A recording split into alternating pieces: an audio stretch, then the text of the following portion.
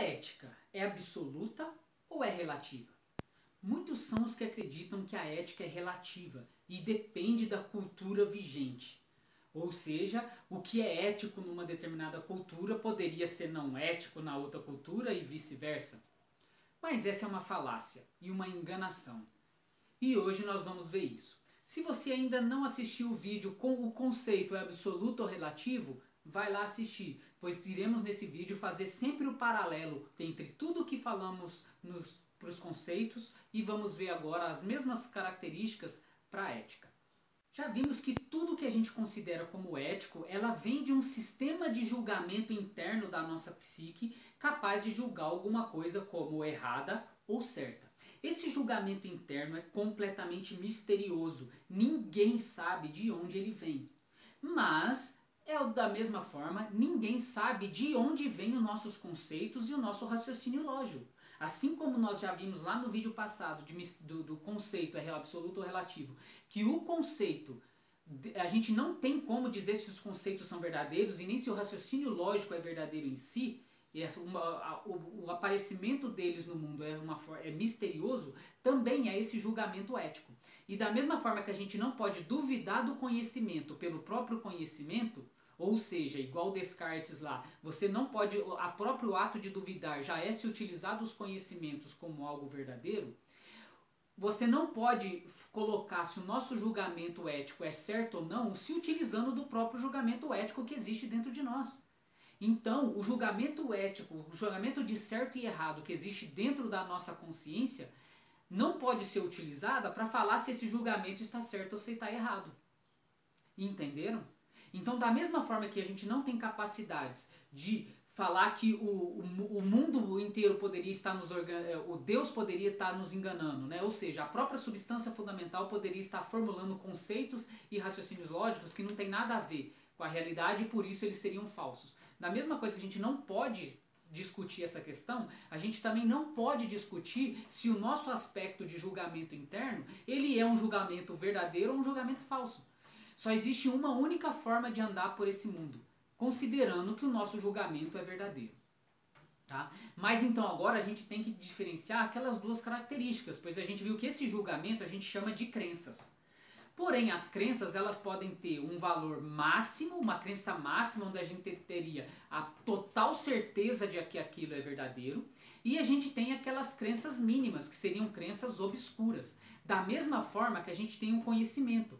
A gente tem aqueles conhecimentos claros e distintos na nossa consciência, e todo conhecimento claro e distinto é necessariamente verdadeiro, como por exemplo, uma unidade mais uma unidade é igual a 2 unidades. Esse é um conhecimento totalmente claro na nossa cabeça.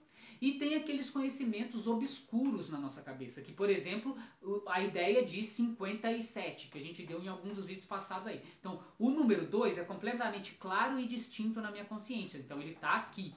O número 57, ele tem coisas obscuras ali no meio. Por quê? Porque eu sei que é uma quantidade grande, mas eu não sei exatamente o que é 57. Eu não sei exatamente colocar 57 unidades completamente distintas na minha cabeça.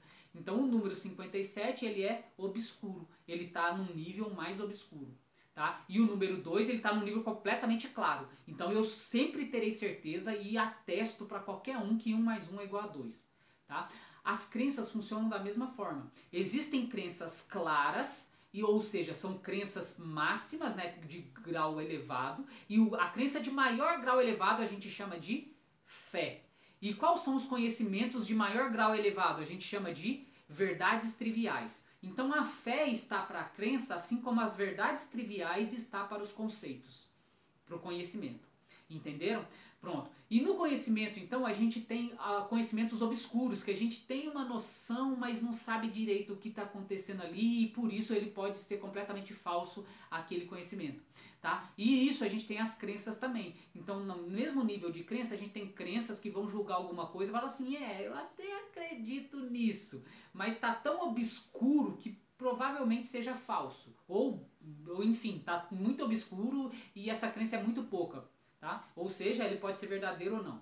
Tá? Então esse sistema de julgamento, que seriam as crenças, ela possui aquela crença máxima, que seria a fé, e a fé atesta todas as verdades triviais, que são as condutas básicas que um ser humano tem que ter e todas aquelas verdades que está no íntimo de nosso ser. E isso seria completamente verdadeiro. Ou seja, como a ética é o conjunto dessas verdades triviais, é o conjunto dessas verdades atestadas pela fé, a ética é algo verdadeiro e absoluto. Tá? Então não pode ter ética diferente de uma cultura para outra. Da mesma forma que não pode ter conceitos diferentes de uma cultura para outra.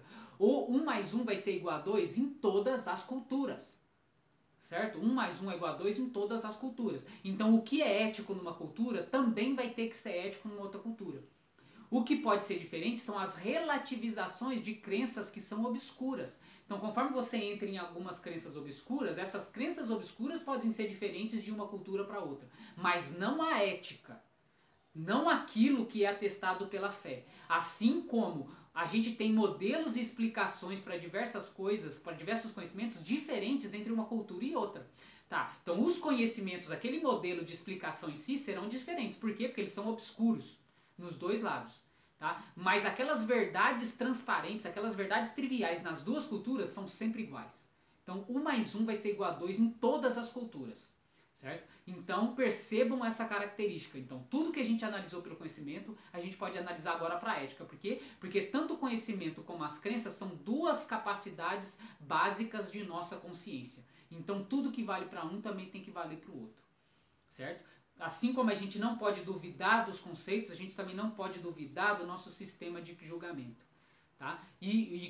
Ou seja, a gente não pode duvidar, o conceito máximo, claro e distinto, são sempre verdades. Assim como as crenças máximas que atestam aquelas coisas claras e distintamente também são verdades. Ok? Então a ética é absoluta. Mas então, como a ética ela está para as verdades triviais, como que a gente pode se enganar nos julgamentos que a gente faz no dia a dia? Como que há vários julgamentos falsos no nosso dia a dia? Pronto, aí a gente vai explicar da mesma forma que a gente explicou lá nos conceitos. Como então que existem várias teorias falsas sobre alguma coisa no dia a dia, sendo que o conceito é sempre verdadeiro? Aí está na falta de honestidade das pessoas para com a sua própria consciência. É a falta de honestidade das pessoas para com sua própria consciência é que fazem a gente praticar ações antiéticas. É que fazem a gente, às vezes, defender um aspecto antiético. Tá? Por quê? Porque você está sendo desonesto com a sua própria consciência. Certo? Lembrem que a gente já explicou em alguns vídeos passados que um verdadeiro cientista nunca cai em contradição. Por quê? Porque ele sempre vai admitir o modelo que ele está fazendo, ele sempre vai admitir a crença de base que sustenta o modelo dele e sempre vai falar que aquela crença de base pode ser falsa. E ele vai atestar também todas as coisas obscuras que estão no modelo dele. Ele vai falar assim, olha, realmente no meu modelo essa parte aqui está obscura, ela não é detalhada a ponto de realmente a gente saber o que está acontecendo. Então, como é obscuro, ele pode ser falso lá dentro, alguma outra coisa.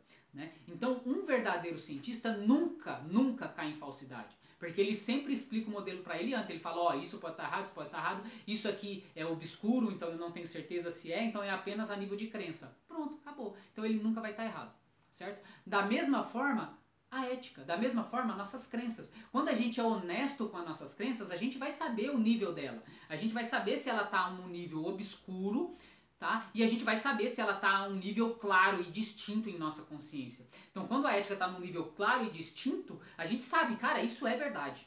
Isso é ético. Quando ela está num nível obscuro, você vai falar assim, eu tô achando que isso é ético, mas ela ainda está obscuro na minha consciência. Entenderam? Então é por isso que existem julgamentos falsos, é por isso que existem teorias falsas no nosso dia a dia, certo? É por isso. É por causa da desonestidade intelectual das pessoas, desonestidade ética das pessoas. Então as pessoas são desonestas com o próprio psiquismo, as pessoas são desonestas com a própria consciência. E perceba, para se manter na honestidade é muito difícil, a gente sempre acaba caindo em alguma desonestidade básica. É muito difícil ficar honesto o tempo inteiro. E a religião tem uma fase poderosa para isso.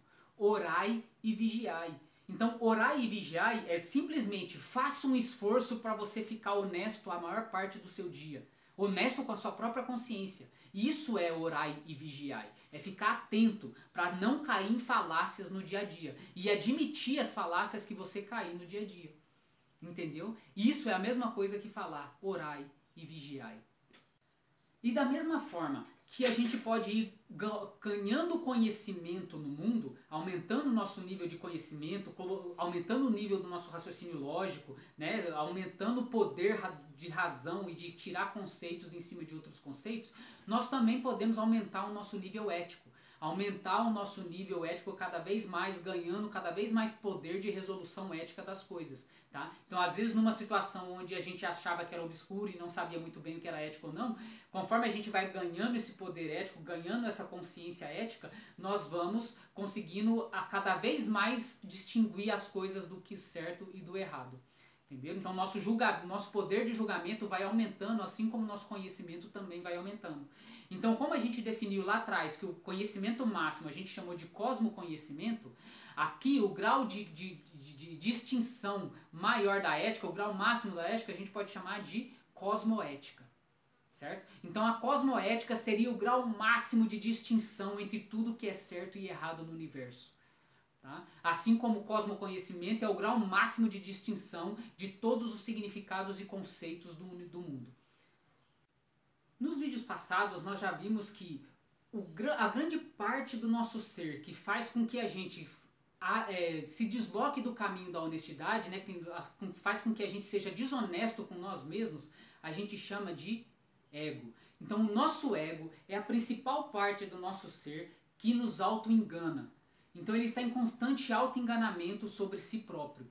Tá? E é justamente o ego que vai fazer a gente cair em falácias, tanto da área do conhecimento quanto da área das crenças, né? Da ética. Então o nosso ego vai ser o responsável por distorcer o que nós conhecemos, tá? E colocar a gente a defender algumas teorias que são falsas. E também ele vai fazer a gente distorcer a nossa própria ética e fazer com que às vezes a gente lute por uma ética falsa. Tá? Então vamos ver isso, exemplificar como que o nosso ego faz isso. Um dos principais coisas que fazem isso se chama medo.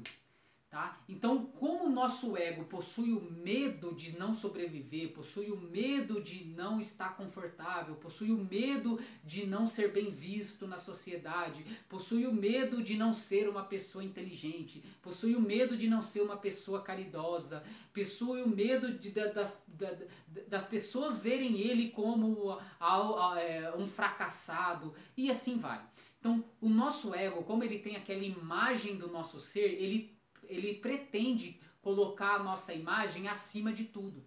Tá? Então, quando ele faz isso, quando você acha que você é a própria imagem, você começa agora a se importar muito mais com a imagem que você tem de você mesmo do que se importar com quem você realmente é.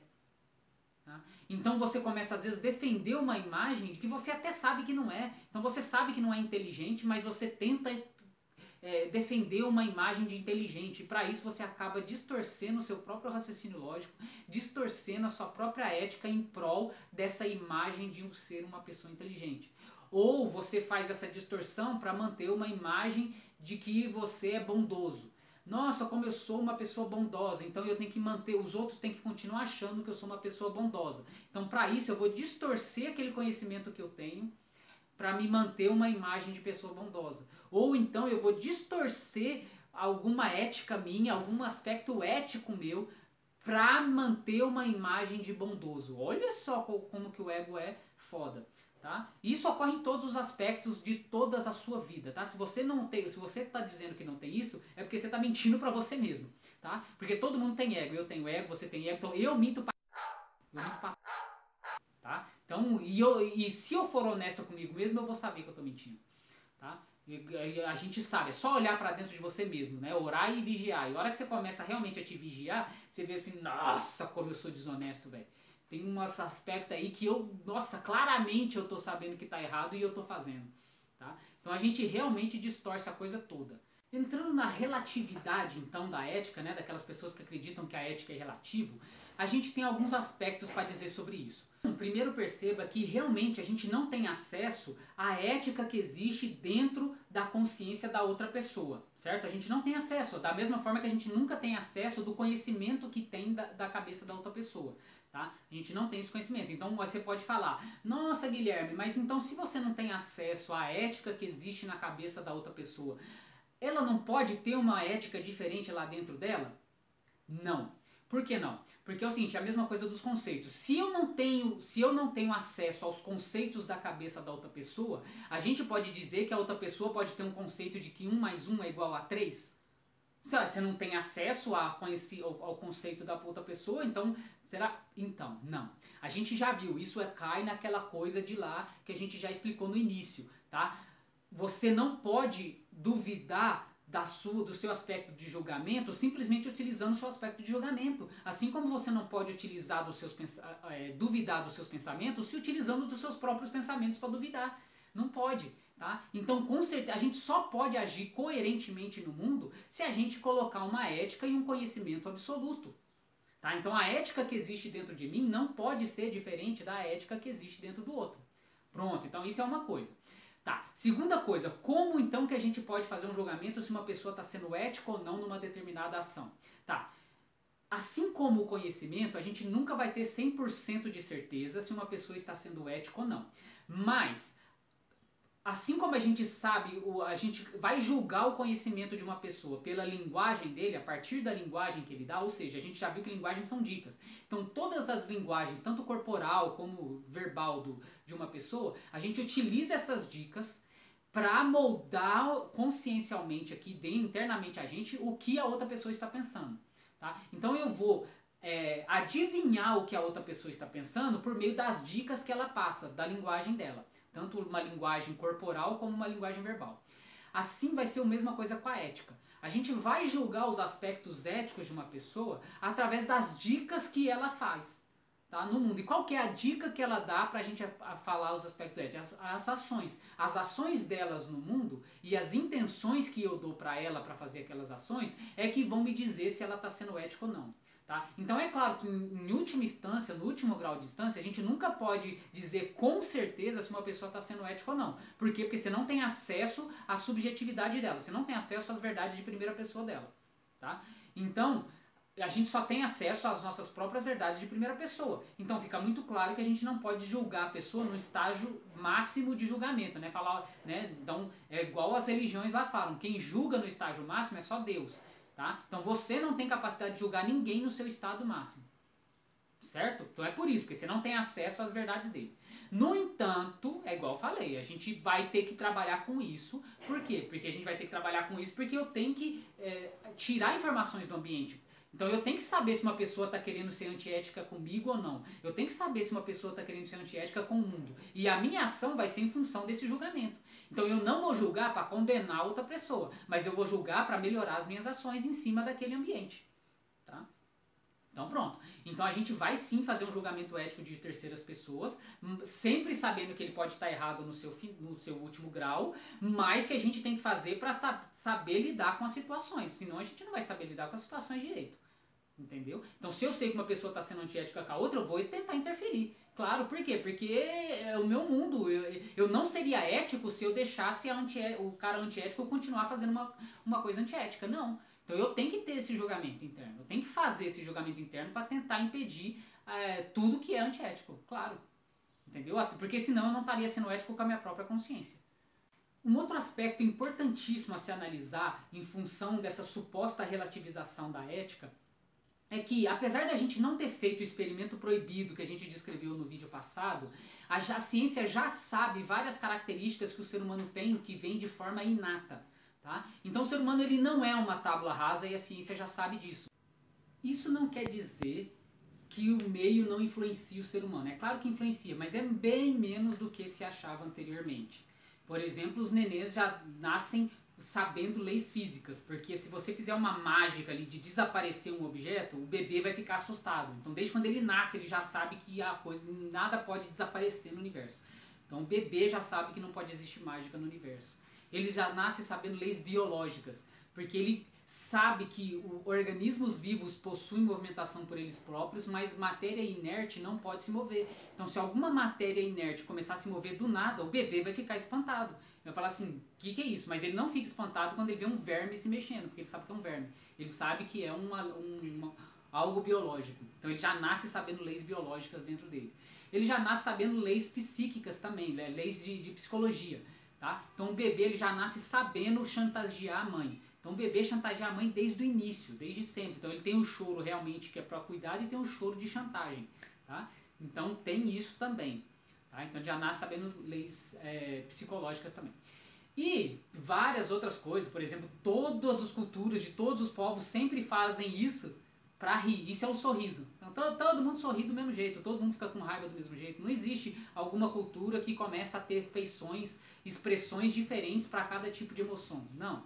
Todo ser humano tem o mesmo tipo de expressão para cada emoção, contanto que você pode perceber essas emoções nos outros. E mesmo sem nunca ter percebido isso, né? Você nunca aprendeu que se a pessoa sorri, ela tá sorridente. Não, mas um bebê, desde novinho, ele já sabe isso.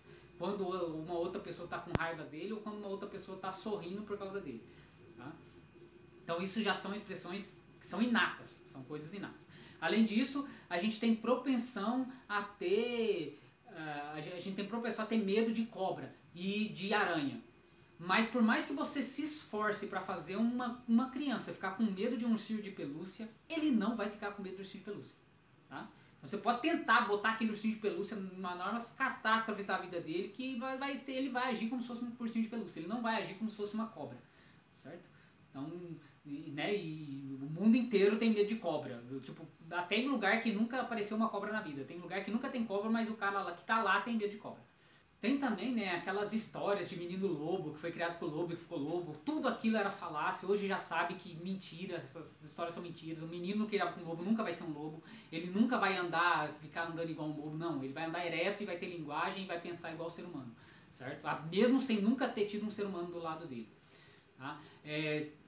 Existiram várias escolas em todo o mundo. Todo mundo sempre quis fazer escola de gênios. Né? Como produzir gênios. Tá? E todas as escolas que tentaram produzir gênios fracassaram gigantescamente. Tá? Ou seja, em todas as escolas do mundo chegaram na mesma conclusão. Não é através da escola que alguém se torna gênio. Pronto, essa é a conclusão de todos esses experimentos mundiais, né? Porque não existe um único ponto desse planeta que ninguém nunca quis fazer o seu filho um gênio. E ninguém consegue. Tá? Então não é o meio que está fabricando a genialidade do seu filho, certo? Não, ele é muito. Não estou dizendo que o meio não interfere. É claro que o meio vai interferir, o meio vai interferir em muitas coisas no seu filho. Mas ele já nasce com muita coisa inata ali nele. E da mesma forma que várias dessas características são inatas nos seres humanos, a ética também é. Tá? Todo mundo já nasce sabendo que não deve fazer com o outro que não gostaria que fizessem com ele. Todo mundo já nasce sabendo isso, independente da cultura que você vive. Tá? Independente da cultura que você vive. Bom, então isso é óbvio que aqueles aspectos éticos mais importantes são inatos. E isso é tão forte que eu não vejo nenhuma necessidade de um Deus descer do céu e escrever numa pedra: não matarás. Sério, você precisa de um Deus para escrever isso para você? Não, você já nasce sabendo disso. Certo? Isso não quer dizer que não tenha, porque a coisa é muito é igual o conceito, né? O conceito depende do todo. Lembra que a gente já analisou isso nos conceitos. A ética também. A ética também vai depender do todo. Então você não pode analisar a ética por uma ação isolada independente do todo. Não. Tá? Então quando eu falo não matarás, você já entendeu, né? Que tipo, na maior parte do mundo você não pode fazer isso. Que seria antiético. Mas isso não quer dizer que o ato isolado de matar seria antiético numa determinada ação global como um todo, né? Por exemplo, só dando um exemplo, tem uma pessoa que tá com uma metralhadora na mão e tá no meio da via pública, num show, atirando em todo mundo, tá? E aí você não consegue, a única forma que você tem de abafar ele seria matando ele, porque se chegar perto você vai morrer. Tá, e você não vai matar? É claro que você vai matar. E você vai matar o cara. Por quê? Porque daí, porra, velho, o cara, você vai, né, não deixar que toda aquela pessoa ali morra. Então essa ação, nesse caso específico, como tem que ser visto como um todo, pode até ser visto como ética ali no caso, né? Então é completamente diferente de não matarás, né, do negócio do dia a dia. Mas enfim, a situação tem que ser analisada como um todo sempre, tá? Assim como os conceitos. Tá? Isso não quer dizer que você vai cair em relativização. Não, a ação em si, né, que é uma das coisas que é falaciosas, né, quando você acha que a ética é relativa, é que você relativiza a ação. Tá? A ação é relativizável, mas a ética não. Por exemplo, eu abri a porta da geladeira de alguém e peguei uma comida. Isso é ético ou não? Entendeu? A ação em si não quer dizer nada. Por quê? Porque depende. E se, por exemplo, se for a geladeira do meu vizinho e eu peguei sem ele saber, então não é ético. Mas se ele soubesse, se ele tivesse a consciência disso e falou que eu podia pegar, então não tem problema nenhum, certo? Ou então eu fui lá e ele não sabia, mas aí eu fui lá e eu sabia que aquela comida estava envenenada, então eu peguei e joguei no lixo antes que alguém, né, se envenenasse com a comida. Pronto, isso é uma ação ética, tá? Ou seja, o aspecto ético não está na ação em si, ela está no contexto como um todo também. Tá? No contexto como um todo. Assim como o significado das coisas só tem significado no todo e não nas partes, que a gente já viu nos vídeos passados. Bom, só para exemplificar melhor isso, vamos ver diferentes culturas então. Vamos ver lá. As pessoas que acreditam em ética, que a ética seja relativa, então ela poderia relativizar o nazismo. Então falar o seguinte, olha, tudo que aconteceu, todo aquele ódio lá com os judeus, tudo aquele holocausto que aconteceu com os judeus lá, no ponto de vista do nazista, então até poderia ser ético. Né? Já que ele estava naquela situação, ele queria superar um país que foi comido pela Primeira Guerra Mundial e tal. Então você começa a relativizar aquela situação, certo? E fala o seguinte, olha, então aquele ódio lá, aquele holocausto que aconteceu pode ser então ético do ponto de vista dos nazistas. Você pode então relativizar uma outra cultura, por exemplo, vamos à escravidão. Então, do ponto de vista histórico, então nós podemos então falar que a escravidão era uma coisa que não era antiética, do ponto de vista histórico, porque vai estar lá, vai ter várias desculpas, você vai poder montar várias coisas, tipo alguém tinha que trabalhar, alguém tinha que não tinha maquinário que tem hoje. Então você tinha lá um excesso de população, ou não, sei lá, alguém tinha que fazer, bom, enfim, você vai poder, em função de um ponto de vista histórico, você vai poder justificar a escravidão. Se você acha que a ética é relativa, você vai poder então falar que, por exemplo, lá na África ainda, tem algumas tribos africanas ainda, que cortam o clitóris da mulher logo que ela nasce. Então ela nasceu, você vai lá, dá algumas semanas de vida, ou de algum dia de vida, você vai lá e corta o clitóris dela. Pronto, você acha que isso é ético do ponto de vista cultural deles? Você poderia relativizar também todo o machismo que existe, né, em toda a história da humanidade, né, que o homem subjugando a mulher. Não que eles não tenham um papel diferente, é claro que eles têm um papel diferente na sociedade, o instinto de homem é completamente diferente do instinto de mulher. Mas enfim, se você é relativista na ética, você pode falar que então a mulher foi feita para ser subjugada pelo homem. Então lá na cultura islamista, onde eles colocam burca nas mulheres e as mulheres realmente têm que aceitar tudo que o homem fala, então isso é ético do ponto de vista social deles. Então, ou você acredita numa ética absoluta, e aí todos esses exemplos que eu dei, na verdade são antiéticos, não importa a cultura que ele estava, não importa o aspecto social, não importa nada o que eles estavam falando, é antiético, tá? O que eles estavam fazendo. Ou você até pode acreditar numa ética relativa, e aí sim você poderia falar o seguinte, olha, então todos esses aspectos vistos do ponto de vista, de outro ponto de vista, pode ser ético. Mas então não existe coisa que é ética ou não é ética. Então a ética não existe no caso, né? Então as pessoas que defendem a relatividade da ética, então estão falando o seguinte, olha, a ética não existe. Tá? Simplesmente isso. Então, se você acha que o nazismo é errado, o holocausto que eles fizeram com os judeus estava errado, que é antiético. Se você acha que o machismo e a subjugação da mulher, que o homem sempre fez pela força, em todas as histórias da sociedade, não é verdadeiro, não é ético, então você, né, que isso está errado, então você não acredita numa ética relativa. Se você acha que as tribos lá africanas hoje, na atualidade, estão fazendo uma coisa errada contra aquelas crianças, tá, cortando o clitóris dela, então existe uma ética que é absoluta. Okay? Então ou você defende todos esses casos e aceita que pode ser ético do caso deles, ou você sabe que então não existe essa ética relativa. Então a gente não tem para onde correr. Tá? A gente tem que considerar que existe uma ética absoluta. E esses povos lá, os nazistas, os escravagistas, os povos machistas, a gente tem que colocar eles como se fosse a gente. Tá? Então a gente faz a mesma coisa que eles no nosso dia a dia. Então no dia a dia a gente subjuga as pessoas que estão embaixo na nossa hierarquia social, tá? Principalmente, por exemplo, no trabalho, por causa do medo que a gente tem de perder o emprego, ou por causa do medo que a gente tem de manchar nossa imagem para com o patrão ou para com outras pessoas. Sempre quando a nossa imagem é egóica, sempre quando a gente usa o ego para resolver alguma coisa, a gente faz coisas antiéticas. Tá? Então, por exemplo, a gente limita os nossos parceiros amorosos com medo daquele parceiro nos abandonar algum dia. Então você começa a prender o parceiro, não deixar ele sair, não deixar ele se divertir, começa a tentar prender ele ao máximo, fazer chantagem com ele. Então todas essas são ações completamente antiéticas. E a gente faz isso todos os dias. Então todos os dias você vai lá e limita seu parceiro. Todos os dias você vai lá e age antieticamente no seu trabalho. Todos os dias, para ganhar um pouquinho a mais, se você é dono de uma empresa, para ganhar, ter um pouco mais de lucro, você é capaz de fazer todo o ambiente, toda uma sociedade só para ter mais lucro. Tá? Então, se você está numa posição de um status social alto, você faz de tudo para continuar naquele status social, mesmo sabendo que aquele status social não deveria existir. Então você vai defender com unhas e dentes a posição social que você tem, independente se ela é melhor ou não para a sociedade.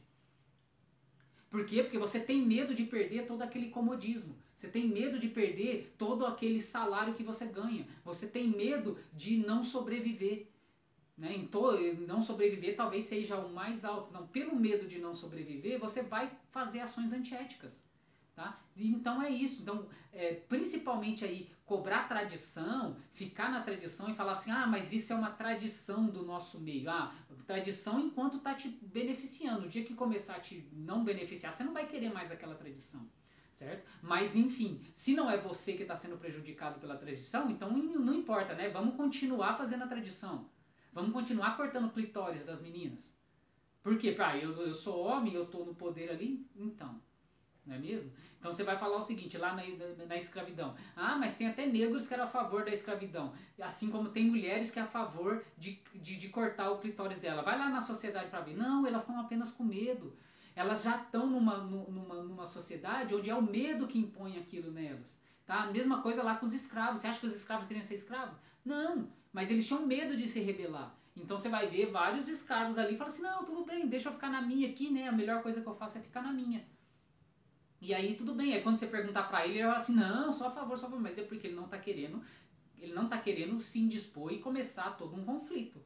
Tudo bem, e não tem problema nenhum ter essa posição, mas percebam que você ir lá, chegar lá na tribo africana e começar a falar, você vai ver várias mulheres defendendo esse ato de cortar o clitóris das mulheres. Tá? Mas é por quê? Porque ela tá com medo, tá ali na tradição, ela já tá numa posição confortável, o clitóris dela já foi dilacerado mesmo. Né? Então, para ela é muito cômodo simplesmente ficar ali numa posição onde ela já está salva, certo? Mas quem ainda não está nessa posição é que é o bicho, né? Então, é a mesma coisa, vai lá no islamismo, é a mesma coisa. Tá lá, várias mulheres vão defender o islamismo também. Sim, claro, porque elas já estão naquela posição, elas já estão numa posição, elas conseguiram achar o lado confortável lá. Então elas vão querer continuar do lado confortável. Então a gente faz isso da mesma forma que a gente faz isso no nosso trabalho, da mesma forma que a gente faz isso nos nossos relacionamentos amorosos, da mesma forma que a gente faz isso em tudo. Tá? Em tudo, nas nossas amizades. Então a gente é que quebra a ética. Tá? A gente é que quebra a ética. Fazendo tudo isso. Daí a gente se auto-engana. Veja lá os vídeos que a gente fez sobre quem sou eu e o livre-arbítrio. Então lá, né, eu provo que a gente se auto-engana a todo instante. Então a todo instante a gente está se auto-enganando. Então, não tem como a gente tirar outra conclusão. A ética é absoluta. Assim como o conceito também é absoluto.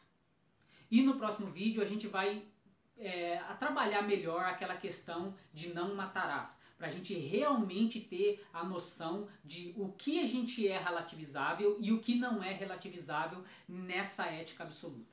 Então, até lá!